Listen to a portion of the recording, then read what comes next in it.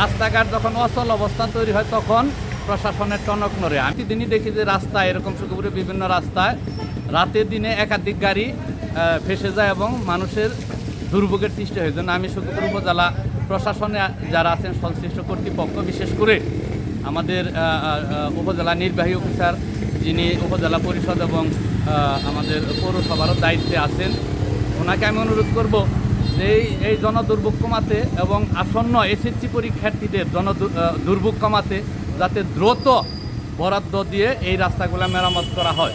তার এই যে দুরবস্থা, সামনের 26 তারিখে এইচএসসি পরীক্ষা কিভাবে দেখছেন? ধন্যবাদ সুখপুর অনলাইন নিউজকে এবং সাংবাদিক আমাদের সকলের প্রিয় সুহেল রজতকে। আসলে সুখপুরের যে জনদুর্ভোগ এটা ঈদের পরে খুব প্রকট আকার ধারণ করেছে।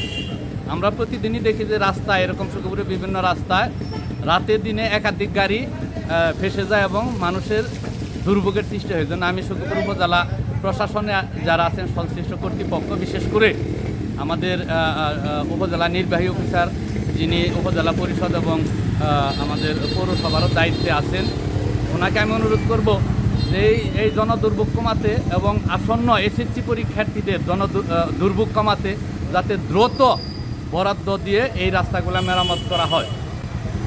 আসলে এই যে রাস্তায় গাড়ি আটকার পরেই আসলে সংস্কার কাজ শুরু হয়। এর আগেও আমরা বিভিন্নবার সচেতন করার চেষ্টা করেছি যে যখন ভাঙা অল্প ছিল তখন কেন ব্যবস্থা নেওয়া হয় না বলে মনে করেন? এটা অত্যন্ত দুঃখজনক যে আমরা বরাবরই দেখি, আপনি যে প্রশ্নটি করেছেন, যে রাস্তাঘাট যখন অচল অবস্থা তৈরি হয় তখন প্রশাসনের টনক নড়ে। আমি আমাদের ইউনো মহোদয় অত্যন্ত সচেতন এবং বিজ্ঞ। আমি ওনাকে আহ্বান করব যে এই যে বর্ষা মাস জুড়ে আমরা সুখপুরের বিভিন্ন রাস্তাঘাটে এরকম দুর্ভোগ দেখতে পাবো। এজন্য উনি আরেকটু সচেতন হয়ে সুখপুরের যে বিভিন্ন রাস্তাঘাট যখন প্রথমেই ভাঙা শুরু হয় তখনই যদি একটি বরাদ্দ দিয়ে উনি ব্যবস্থা গ্রহণ করে তাহলে সুখপুরের মানুষ, আমরা ওনার কাছে কৃতজ্ঞ থাকব এবং এই সমস্যাগুলো সুখপুরের মানুষকে পোহাতে হবে না।